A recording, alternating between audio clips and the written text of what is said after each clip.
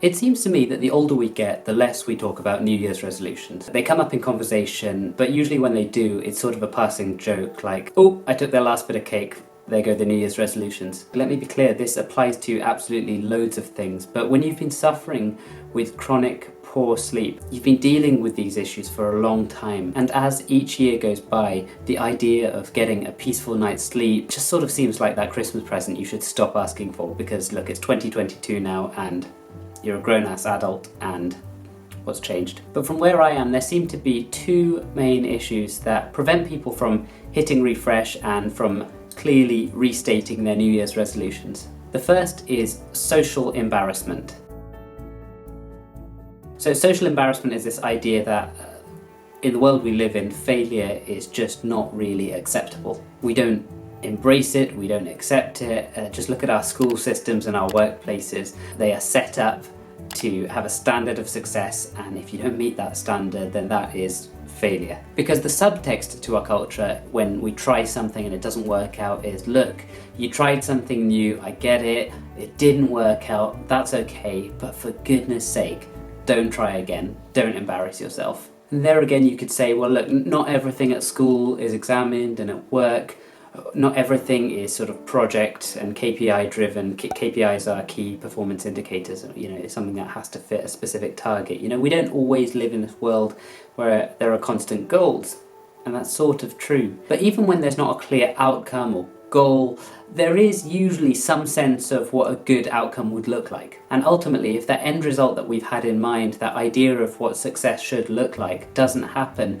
we deem it a failure. So as a society, when we haven't even given ourselves the basic permission to try stuff without embarrassment, without it turning out exactly the way we had initially planned, it's no wonder you don't have the relentless energy to publicly declare to all your friends and family, this is the year I'm going to get up every day at 6:30 in the morning, I'm going to go to bed every night at 9:30 at night, I'm going to get a good 7-8 hours of sleep each night, and I'm going to wake up feeling refreshed every morning. But if we reframe this idea of failure and we turn it right on its head, we see that time and time again throughout history, the greatest successes have come after failure. You see that it's our response to things not working out the way we planned that really counts. Thomas Edison, when he was trying to figure out how to construct the electric light bulb, was famous for saying, I have not failed, I've only found 10,000 ways that won't work. The second barrier is what I consider to be the greater,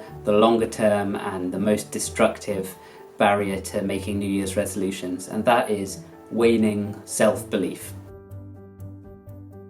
Because year on year, when we don't live up to our expectations, and when we feel like actually we don't follow through and we constantly fail at what we originally set out to do, there is this little bit of us, that inside of us, just deep down, that just shrinks a bit, that shrinks and shrinks and shrinks, and ultimately feels like it's dying, this hope of actually ever, finally getting that good night's sleep or getting into better shape. But before we go on, there is some sense of reason in this embarrassment. It does feel foolish to repeat old mistakes time and time again. There's a famous quote, famously attributed to Albert Einstein. I don't think he actually said it, I don't think anyone knows who said it, but it goes like this: insanity is doing the same thing over and over again and expecting a different result. But that's not what we're talking about here, because there's the nature of the behaviour itself that needs to change, and yes, that does need to change, but that really doesn't have anything to do with whether making a fresh start is a good or a bad thing.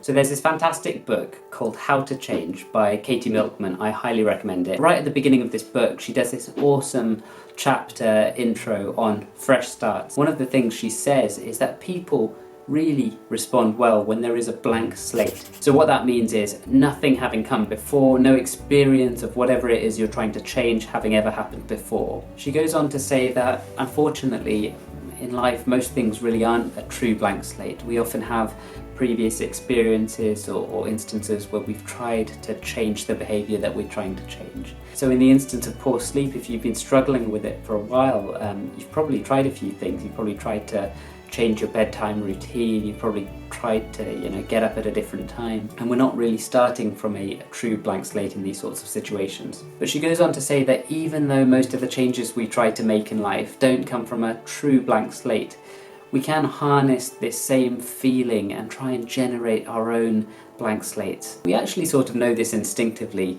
This is why every year when a new year does roll around, there's a part of us that always wants to make a New Year's resolution. No matter how embarrassed we do feel about it or how little we want to verbalize it out loud, for most of us there's a sense of, look, there's a new year, new me. One of Professor Milkman's doctoral students at the time, who is now an assistant professor at UCLA, her name is Heng-Chen Dai, she did some fascinating research into looking at how experiencing and anticipating temporal landmarks, so these moments in time, influences motivation. She found that most people don't really see the passage of time as just a sort of a constant continuum of ticking seconds and minutes and hours, but actually that people view life as episodes. These episodes are notable incidents or moments in life. So going to university for the first time, or starting a new job, or starting a new relationship, or moving house. She showed that when people identify a clear story arc or a narrative around certain moments in time, there are specific start points and end points that clearly define that time frame. Well, why is this important? Well, she says this research helped us develop the idea that the start of a new life chapter, no matter how small, might be able to give people the impression of a clean slate. So it would therefore follow that being more in touch with our own story arcs of the things that are going on in our own lives would be immensely helpful in trying to get to grips with this idea of when new, fresh starts do begin. There are a number of books that I'd really recommend on storytelling, such as Made to Stick by Dan and Chip Heath, Building a Story Brand by Donald Miller, but there's one that's really helpful in thinking about this idea of picking out story moments from your own life, and that book is Storyworthy by Matthew Dix. It was a recommendation by Ali Abdal, and it's a really good book because it basically encourages people to really sit and think about moments in their life, and on a daily basis look back on the day and think about what moments, what start points, what end points there were, and any notable moments that occurred in the daytime. But much more than just thinking about story arcs, which are sort of helpful in themselves, what's much more powerful is when we realise that for every story we have in life, for every era in life that we can identify, I attach a specific identity of who I was at that point in time to that moment, to that era. And this is the really powerful stuff, because you get people who look back at their high school or secondary school years and look back and say, oh, those are my rebel years. It's unlikely that the day they left school everything suddenly changed, but in their minds that's a defining moment or defining era in which they were a different sort of person. And really this is the crux of behavioural change. It is about identity change. Dai also highlighted that it's the way in which we characterise fresh starts that also matters. So if I were to say, I'm going to stop smoking on the 2nd of December 2020, that would be a very different characterisation compared to me saying, I'm going to stop smoking on the day I bring my puppy home for the first time. Professor Milkman says that this all really flies in the face of current economic theory, which says that something needs to happen to you, basically, for change to occur. So you need to have a heart attack, or you need to have moved house, or something like that. And certainly these things can have an added impetus for making you feel like there's a new, fresh start. If you move house, then it's very likely that you'll feel that it is a new beginning. But hold on a minute. Up to now, I've basically been reframing day-to-day life and just saying, look, these are all episodes that are happening, and you can create story arcs out of nothing. So you may be saying to me, this is all completely in your head, it's purely psychological. And yes, it basically is, and I'm not going to apologise for that. I think you can really use it to your advantage. But equally, it works. The evidence is there. People do better. People stick to changes they vow to make. Plus, it feels good.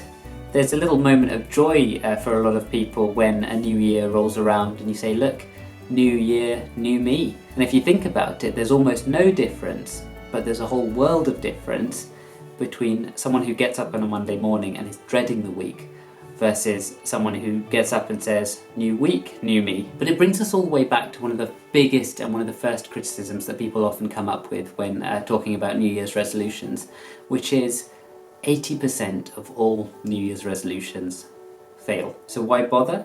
Well, quite simply, if you don't try, you're not in the game. And if you're not in the game, you can't take a shot. And if you don't take a shot, well, look, you miss 100% of the shots you don't take. Plus, if you flip that 80% statistic, you'll see that 20% of people do achieve that New Year's resolution. And whatever you say to that, when it comes to a chance at actually getting a much better night's sleep, a 20% chance is a lot more appealing than no chance at all. So to conclude, whether it's your first time or it's your 50th time setting a New Year's resolution, don't miss out on the very possible upside and the pretty much zero downside opportunity of setting a fresh start.